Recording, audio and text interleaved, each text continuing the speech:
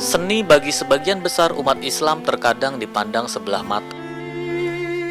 Padahal Islam sendiri menganjurkan umatnya untuk mencintai dan menciptakan keindahan, yang artinya seni yang indah termasuk ada di dalam. Dan salah satunya adalah seni kaligrafi.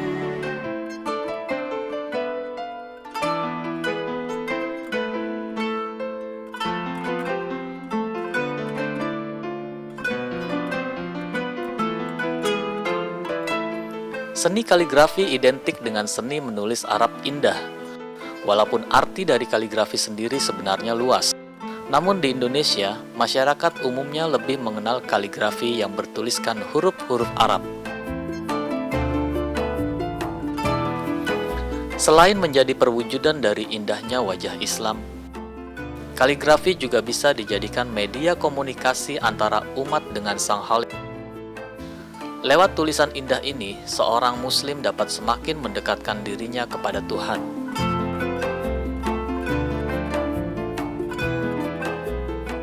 Ini kalau disebut kaligrafi itu berarti tulisan indah.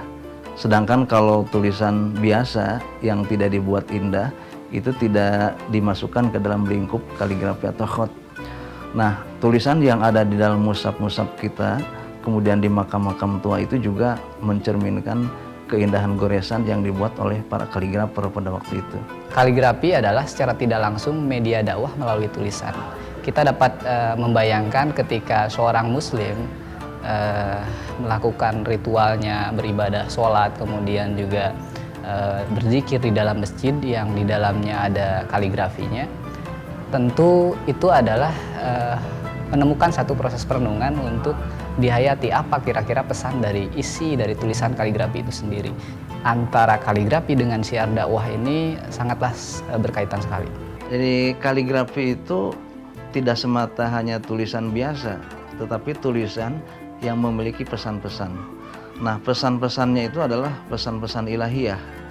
Maka banyak karya-karya yang menyandang tema-tema yang bermacam-macam. Ada tema kebersamaan atau ukhuwah Islamiyah, kemudian ada akhlak, terus di dalam kaligrafi juga ada dorongan untuk mencari rezeki. Nah, kemudian ada juga ajaran tentang tauhid, bahkan ada ayat-ayat Al-Quran yang khusus berkenan dengan dorongan untuk meningkatkan amal soleh, sehingga setiap pembacanya itu akan terdorong. Kaligrafi dengan style rik'ah. Rik'ah ini umumnya adalah kaligrafi untuk gaya penulisan cepat ya.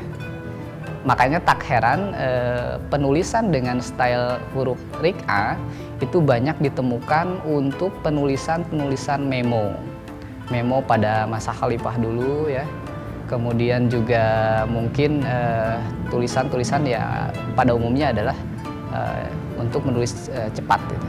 Yang ada di dalam kaligrafi Al-Quran itu adalah pesan-pesan yang apabila dinikmati, maka orang yang menikmatinya itu akan merasakan dampaknya gitu, dampaknya. Nah, karena pesan-pesan suci yang ada di dalam huruf-huruf itu, sehingga akibat dan dampaknya itu sangat-sangat besar sekali kepada jiwa dan pikiran manusia. Nah, ini kalau ini baru dilihat dari sisi pesan-pesan keagamaan gitu. Nah, dari sisi komersilnya, kaligrafi itu mulai diminati karena menjanjikan di mana seorang pelukis yang aktif berkaligrafi kemudian memasarkannya, dia bisa hidup makmur.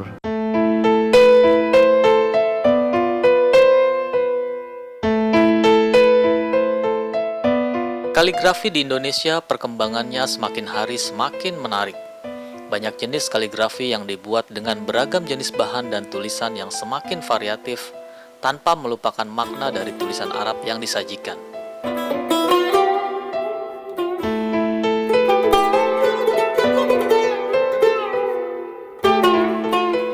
Kini semakin banyak masyarakat yang tertarik untuk membeli ataupun belajar menulis kaligrafi. Lalu, bagaimana sejarahnya seni kaligrafi berada di Indonesia? Jadi kaligrafi di Indonesia itu sudah ada sejak Islam masuk ke tanah air ini. Nah, itu dimulai dari adanya arsip-arsip di makam-makam dan di dalam mushaf-mushaf tua. Nah, ini mushaf-mushaf tua di Indonesia itu umumnya lahir pada abad ke-16, 17. Nah, mushaf-mushaf itu membuktikan sudah adanya kegiatan berkaligrafi di tanah air. Perkembangan seni kaligrafi di Indonesia memang tidak lepas dari peran para pelaku seni yang membuatnya. Tidak mudah menciptakan sebuah karya seni kaligrafi, mengingat tulisan-tulisan Arab yang banyak ditampilkan adalah berdasarkan dari Al-Quran dan Sunnah. Sehingga tidak sembarangan orang bebas mengekspresikan tulisan tersebut ke dalam seni kaligrafi. Ada aturan yang harus dipahami dan dipelajari sebelum membuat kaligrafi. Pesantren Kaligrafi Al-Quran Lemka yang didirikan pada tanggal 9 Agustus tahun 1998 itu bertujuan untuk turut serta mengembangkan kaligrafi Indonesia, dan tujuan lain juga adalah untuk menampung para pelajar yang memang sengaja ingin menekuni kaligrafi di satu tempat. Hasil dari itu mereka dapat berprestasi di dalam berbagai event kaligrafi seperti lomba-lomba kaligrafi nasional dalam MTQ nasional. Ini dalam MTQ nasional yang lalu dari 190 lebih peserta se-Indonesia, ternyata dari pesantren kami itu ada 90 lebih ikut serta. Kemudian dari 18 peserta yang masuk ke final, peserta dari Lemka itu 13. Nah, kemudian dari juara 1 untuk 4 kategori peraduan menulis khat ASEAN di Brunei Darussalam, ternyata juara 1 seluruhnya dari Lemka. Nah, ini merupakan hasil dari pembinaan di Lemka. Nah, sehingga dalam waktu yang terus berjalan gitu, meskipun lebih dari 10 tahun sampai sekarang itu, para khotot dapat menimba ilmu dengan baik di sana.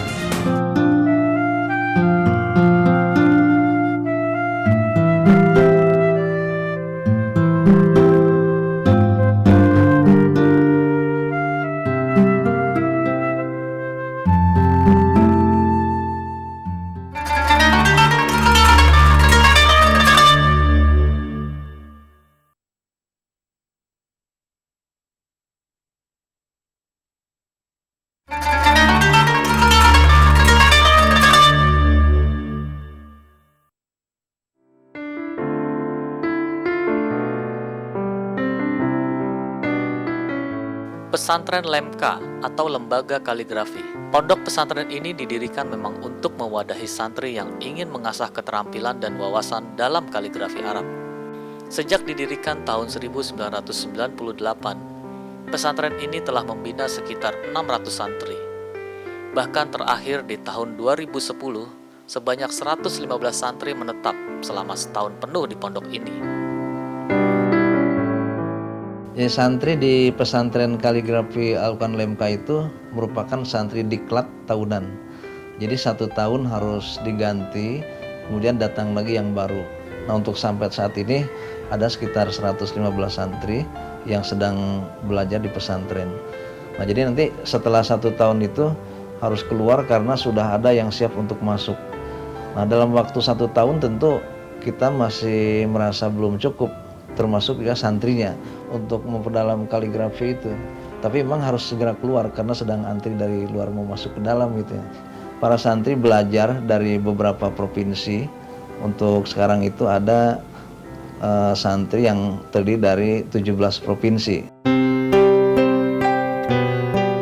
Pesantren yang terletak di Jalan Bhinneka Karya, Desa Keramat, Gunung Puyuh, Sukabumi ini memiliki suasana yang bersahaja dan lingkungan yang asri, dengan pemandangan alam yang indah. Dan uniknya lagi, pesantren ini memiliki bangunan yang terpisah-pisah, tapi membaur di tengah pemukiman penduduk. Nah, itu setelah dicari tempat yang ideal, maka kami temukanlah Sukabumi di puncak gunung di wilayah lintasan Salabintana, tempat rekreasi itu. Para khotot dapat menimba ilmu dengan baik di sana. Kemudian lagi dukungan yang lain itu karena udara dan lingkungan yang enak dan dingin di wilayah Sukabumi, wilayah Jawa Barat yang indah gitu. Sehingga para santri yang datang dari luar terutama seperti dari Riau, kemudian dari Kalimantan itu merasa betah sekali berada di sana itu. Karena alamnya yang elok dan indah katanya. Jika pesantren pada umumnya terlihat rapi dengan tempat-tempat belajar yang dipenuhi dengan kitab-kitab suci, lain halnya dengan pesantren Lemkah. Hampir di setiap sudut ruangan dan bangunan terlihat lukisan atau mural-mural kaligrafi yang beraneka warna, dengan tema-tema yang berbeda, seolah memiliki ciri khas dan maksud tersendiri yang ingin diungkapkan oleh pembuatnya. Meskipun menitik beratkan pada pendalaman seni kaligrafi, pesantren ini juga tidak melupakan mata pelajaran lainnya. Sama seperti halnya pondok pesantren pada umumnya, di pesantren ini para santri juga diajarkan ilmu fikih, kitab kuning dan hadis, yaitu mengaji dan berkreasi. Kebebasan itu memang kita berikan, tapi kita pun punya aturan, punya mekanisme. Jadwal jam sekian mereka harus kumpul misalkan untuk pelajaran mereka itu harus kumpul. Jadi selebihnya di luar itu silahkan mereka mengekspresikan apapun yang mereka mau gali. Misalkan mereka belajar tentang kaidah khottiyah gitu ya. Misalkan alif itu 5 titik gitu ya dalam khot naskah. Jadi ketika mereka mumpuni, ketika mereka bagus dalam goresan itu, nanti mereka setorkan sama pembimbingnya. Ada pembimbingnya yang kita tunjuk yang memang mereka sudah teruji kredibilitas pertanggungjawabannya dalam bidang tulisan gitu kan. Nah, jadi biarpun mereka mengekspresikan sedemikian rupa, nanti akan kita bimbing gitu. Oh ini kurang ini, oh ini kurang ini, oh itu kurang itu gitu. Jadi biarpun mereka ada agak kesan bebas, tapi kesan membimbing dari mekanisme yang sudah ada itu tetap kita jaga gitu. Seniman muslim atau santri seniman, sebutan itulah yang sering diberikan kepada para santri di pesantren Lemkah ini. Seperti umumnya seorang seniman, para santri memang dibebaskan berekspresi membuat karya kaligrafi sesuai dengan estetika yang diajarkan. Mereka bebas mencari inspirasi dengan melukis di mana saja di sekitar pondok pesantren. Dan uniknya lagi, mereka juga bebas berdiskusi tentang seni kaligrafi antara santri putri maupun santri putra. Namun, semua kebebasan itu tetap ada batasan dan aturan yang berlaku seperti pada pondok pesantren umumnya. Ketika mereka sampai di sini, justru kenapa kami di sini itu katakanlah agak tidak seketat pesantren yang lain, itulah yang akan mengeratkan kekeluargaan antara kami. Jadi ketika ada yang berkelakuan aneh atau mungkin di luar jalur Islami gitu, mereka pun dengan sendirinya akan malu sendiri gitu. Jadi kami biarkan dulu gitu. Kecuali memang kalau udah over gitu, udah di luar jalur kaidah Islam, itu baru kami tindak lanjuti gitu kan. Jadi sebagai pengurus pun tidak tinggal diam. Tapi rata-rata hampir dari tahun 2006 sampai sekarang itu background yang kurang baik itu hilang sendiri, menjadi satu sikap kemandirian gitu. Bahwa di sini dididik untuk mandiri, segala sesuatunya mandiri gitu. Bahkan ada yang maksudnya itu secara finansial mereka bisa pisah dari orang tua gitu. Mereka pun bisa mandiri sendiri dengan berbagai kemampuan yang telah dimiliki di sini. Sebenarnya ada proses juga ya.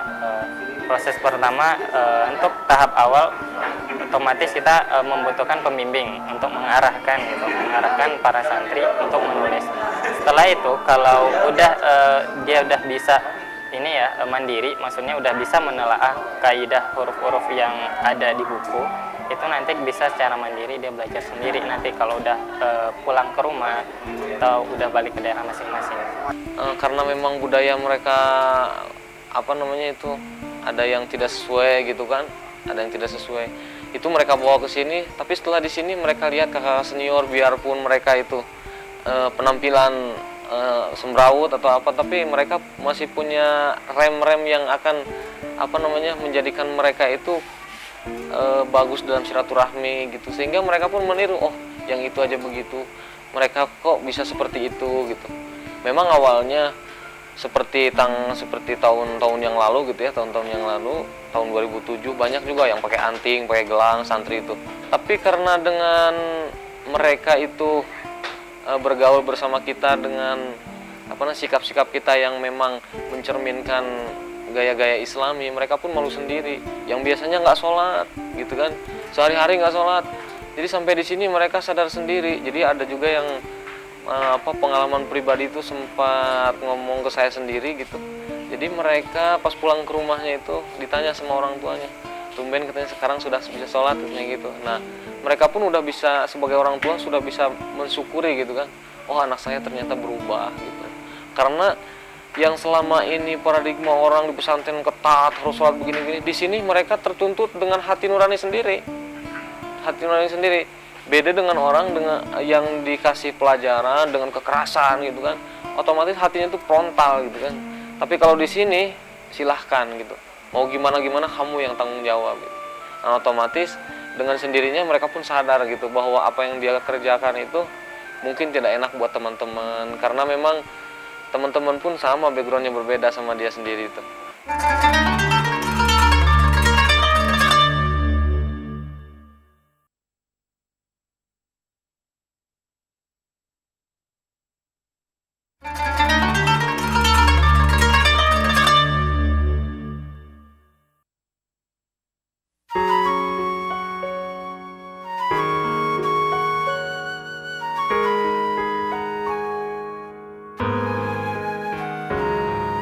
Umumnya, santri di pesantren lembaga kaligrafi ini diberi waktu 1 tahun untuk belajar atau mondok.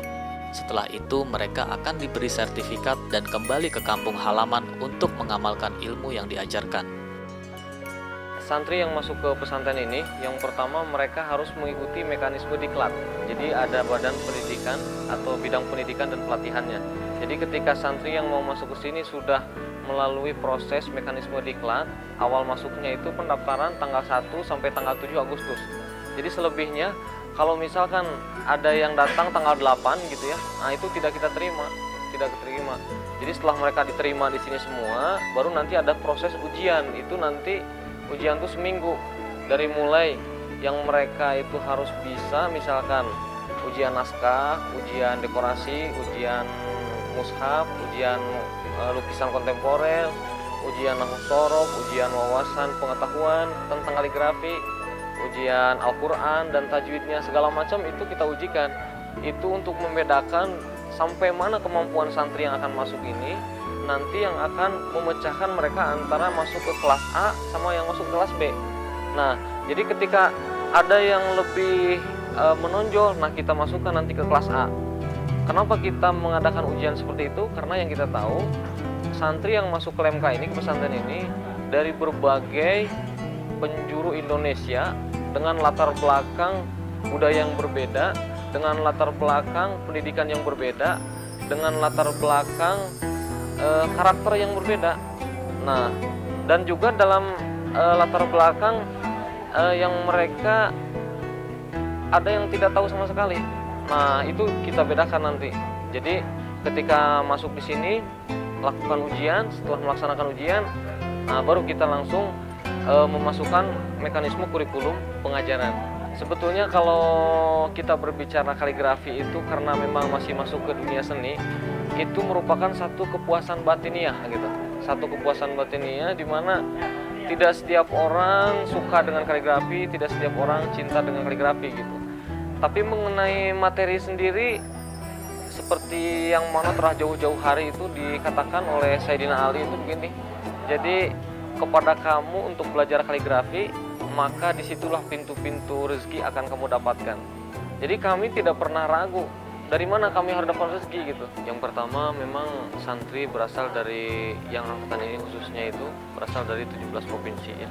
Dari 17 provinsi. Terus tujuan mereka ke sini memang macam-macam gitu ya. Macam-macam itu artinya mereka ada yang memang hobi betul kaligrafi, ada yang memang dikirim sama Pemda, ada juga memang karena sudah kangen betul dengan LMK gitu. Kangen betul dengan LMK, tapi mungkin juga ada yang nyentrik gitu, ada yang ke LMK gitu pengen cari jodoh gitu ya. Kemungkinan juga itu. Pesantren lembaga kaligrafi ini memiliki beberapa program pendidikan. Di antaranya adalah program diklat selama 1 tahun dan program khusus selama 6 bulan. Dan santri yang mendaftar pun tidak dibatasi usia maksimal. Yang penting mereka mau belajar agama sekaligus belajar membuat kaligrafi. Jadi seni yang kita bahas di sini tidak ada sangkut pautnya misalkan dengan oh ini misalkan dia menjadi karakter seperti ini, misalkan keras gitu, tidak ada begitu. Jadi justru karakter itu yang akan menimbulkan bahwa citra karakternya itu membawa nilai seni yang diapresiasikan lewat bahan kebendaan gitu. Yang pasti sih karena pertamanya kesenangan dalam menulis dan memang belum ada dasar buat tahu gitu kaligrafi itu apa, makanya mau belajar di sini. Sudah masuk sini kan berarti harus tanggung jawab kita sendiri, harus ikuti semua peraturan yang ada. Tapi menurut saya nggak terlalu ketat gimana, biasa aja. Beda seperti pondok pesantren yang lain. Di sini saya langsung akrab sama teman yang sama-sama juga baru sampai di sini juga. Lain sama suasana waktu saya mondok di sebuah pondok di Jawa juga. Untuk akrab itu lama gitu. Nah, kalau ke LMK ini malam itu datang langsung dapat teman gitu. Iya. Semenjak masuk sini jadi rasa pengen belajar tuh ngelihat teman-teman gitu sungguh-sungguh semua gitu. Jadi ada motivasi gitu ya. Jadi ya makin kuat aja di sini. Rasa pengen lebih dalam lagi gitu. Keberadaan pesantren lembaga kaligrafi ternyata membawa dampak baik bagi lingkungan sekitar pesantren maupun bagi perkembangan dunia kaligrafi di tanah air. Ya masyarakat sih nggak ada tanggapan macam-macam. Ya selalu menganggap bagus aja. Ya semoga ya untuk kedepannya itu akan lebih maju lagi aja. Santri bekerja bersama-sama dengan masyarakat untuk itu adalah hal positif yang tentunya adanya LMK ini. Alhamdulillah dengan adanya pesantren ini banyak santri dari luar, banyak santri yang datang, para pedagang sekitar, terutama pedagang-pedagang kecil yang ada makanan ringan, makanan itu ada terbantulah, ada hubungan dengan tentunya ekonomi masyarakat. Telah banyak lulusan pesantren lembaga kaligrafi yang pada akhirnya diakui karya-karyanya, baik di tingkat nasional maupun Asia Tenggara. Hal ini wajar, mengingat lembaga atau pesantren yang khusus mengajarkan kaligrafi hanya ada di pesantren ini. Melihat hal ini, ternyata pesantren telah menyiapkan para santrinya ketika lulus nanti, agar tidak hanya sekedar bisa menguasai ilmu agama ataupun membuat kaligrafi. Tetapi santri juga diajarkan bagaimana cara menjadi seorang pengajar, agar kelak santri bisa menjadi seorang guru kaligrafi yang baik dan benar.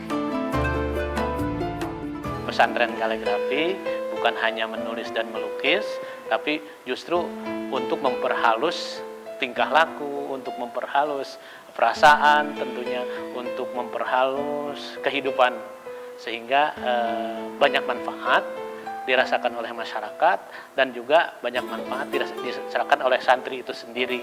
Mereka diberikan nilai-nilai keagamaan melalui pengajian-pengajian kita, pengajian-pengajian rutin. Nah, disitulah nanti kita akan mendoktrin mereka, mengisi pola pikir mereka yang semulanya tercipta suatu pemikiran yang bebas dalam berseni. Tetapi nanti dalam pengajian-pengajian kita berikan nilai-nilai akhlak. Bagaimana seharusnya seorang seniman muslim itu berkarya, bagaimana seorang seniman muslim itu bersikap dan bertingkah laku dalam kehidupan sehari-hari gitu. Pesantren kaligrafi harus bisa mewarnai kehidupan, terutama kehidupan Islami yang ada hubungan dengan 3 hal, yaitu pertama akidah, kedua amaliyah, ketiga akhlakul karimah. Itu aja, dikarenakan sesuai dengan tulisan indah.